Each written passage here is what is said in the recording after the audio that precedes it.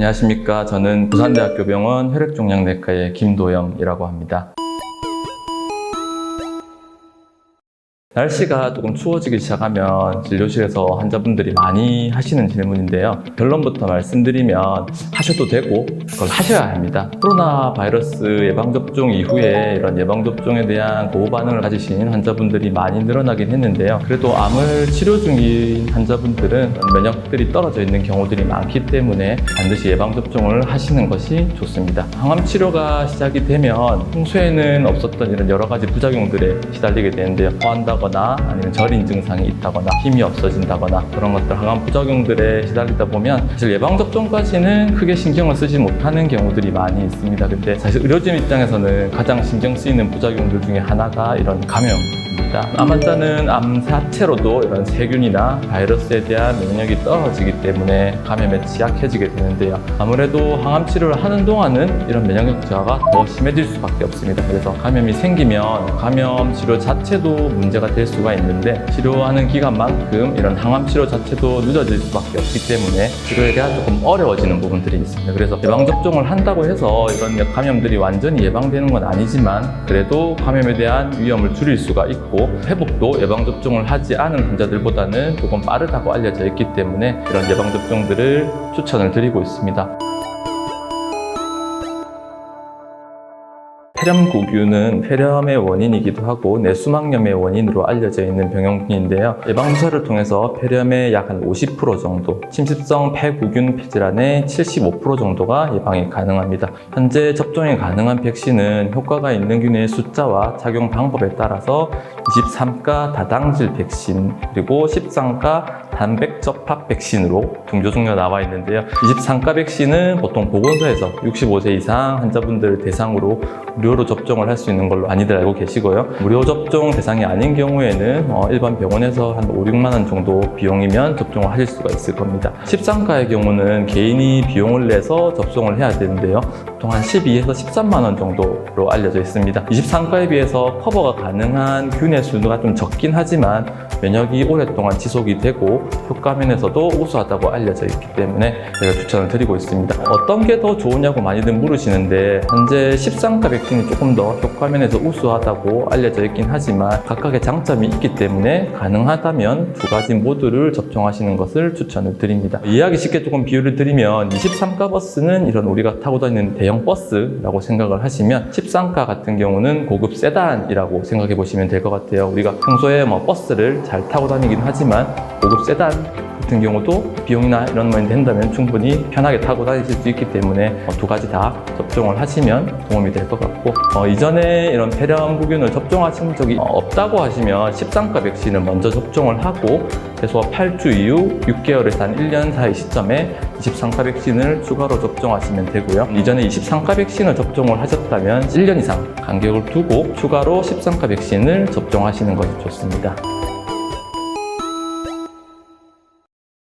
인플루엔자 바이러스는 우리가 흔히 알고 있는 독감을 유발하는 바이러스예요. 발열이나 근육통, 인후통, 기침을 주증상으로 하는 질환입니다. 잘 낫지도 않고 증상이 심한 감기라고 생각할 수도 있는데 원인이나 경과가 일반적인 감기와는 다른 질환입니다. 건강한 사람의 경우는 특별한 치료 없이도 좋아지는 경우가 대부분이지만 암 환자의 경우 2차적인 세균성 폐렴이나 이런 것들이 합병이 되면서 고생하시는 경우들이 많이 있기 때문에 예방을 할 수 있으면 예방을 하는 게 좋습니다. 물론 예방접종을 한다고 해서 독감이 100% 다 예방되는 건 아니지만 접종을 하지 않은 경우에 비해서는 발병률이 감소를 하고 발병을 하더라도 좀 더 수월하게 넘어갈 수 있기 때문에 예방접종을 하시는 것이 좋습니다. 인플루엔자 같은 경우는 매년 유행하는 바이러스가 다르기 때문에 세계보건기구에서 그 해에 유행이 예측되는 바이러스를 선정을 하면 그에 따라 매년 새로운 조합의 바이러스 백신들을 만들어 출시를 하게 되는데요. 예전에는 이런 3가 백신들이 추가되었던 반면에 최근에는 이런 커버거리가 조금 더 넓은 4가 백신이 도입이 되면서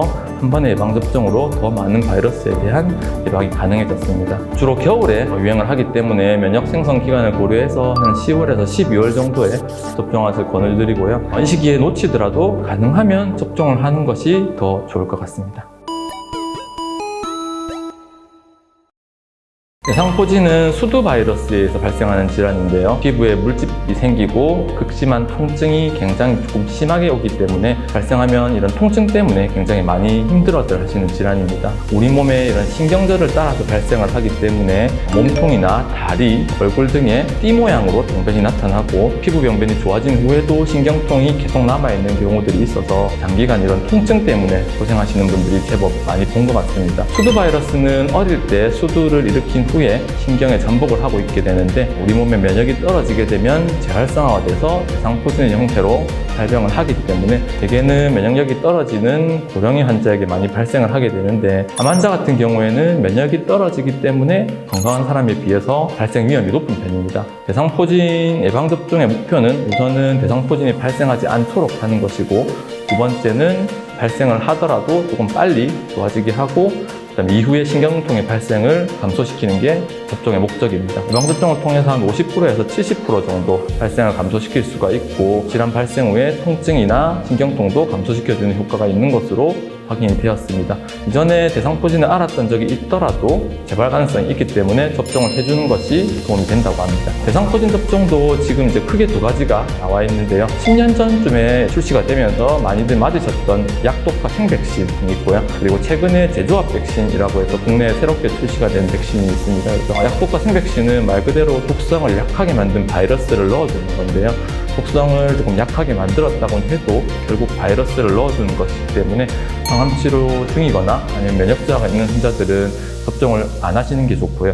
암 환자에게는 이런 제조합 생백신을 보내드립니다. 면역저하자들에게도 접종이 가능하고 효과 면에서도 약독과 생백신에 비해서 우수하긴 한데 접종 비용이 2회 접종하는데 50에서 60만 원 정도로 아직까지는 가격이 조금 비싼 편이긴 합니다. 예방접종 이후에 항체 생성이 한 2주 정도 시간이 필요하기 때문에 가능하다면 항암치료까지 기간이 한 2주 정도 기간이 있다면 미리 접종을 하시는 게 좋고요. 예방접종을 위해서 암에 대한 치료를 미룰 필요는 없습니다. 치료가 급한 사항이라면 예방접종 상관없이 치료부터 시행하는 것이 맞습니다. 항암치료 같은 경우라면 하고 계신 분 같은 경우는 백혈구의 수치 회복에 따라서 다음 항암치료 2주 전 이전에 접종하길 권해드리고 있는데요. 결국은 예방접종도 항체 생성을 위해서는 어느 정도의 면역력이 필요한데 항암치료 중인 분 같은 경우는 백혈구 수치가 떨어져 있는 경우가 많기 때문에 항암치료 중에 예방접종이 이렇게 여의치 않는 경우가 많습니다. 이 경우는 진료하고 계신 선생님과 시기를 조금 상의하시는 게 좋고요. 치료가 종료된 이후에는 항암치료가 끝나고 나서 한 3개월 정도 지난 이후에 본인의 면역력이 어느 정도 회복된 시기에 접종을 하시는 것이 좋습니다. 암 환자랑 같이 생활하시는 가족분들 같은 경우에도 환자에게 전염시킬 수가 있기 때문에 예방접종을 시행하는 것을 저희가 추천을 드리고 있고요. 이 경우에는 특별히 시기나 종류에 대한 크게 제한은 없고요. 말씀드렸던 대로 많은 예방접종들이 있긴 한데 면역 상태를 고려해서 적절한 예방접종을 적절한 시기에 시행을 하시는 것이 암의 감염 예방뿐만 아니라 암의 치료에도 도움을 드릴 수가 있을 것 같습니다. 다시 한 번 더 말씀드리겠지만 암 환자 같은 경우는 접종 시기나 접종이 가능한지 여부에 대해서는 병에 따라서도 좀 다를 수가 있고 하고 계신 치료에 따라서도 조금 다를 수가 있기 때문에 담당 의사와 상의를 하시는 것이 가장 중요하고요. 그게 가장 중요합니다. 그래서 예방접종을 잘 하시는 게 비싼 영양제 드시는 것보다 엄청 좋은 보양식 드시는 것보다 훨씬 더 좋은 건강의 회복 방법입니다.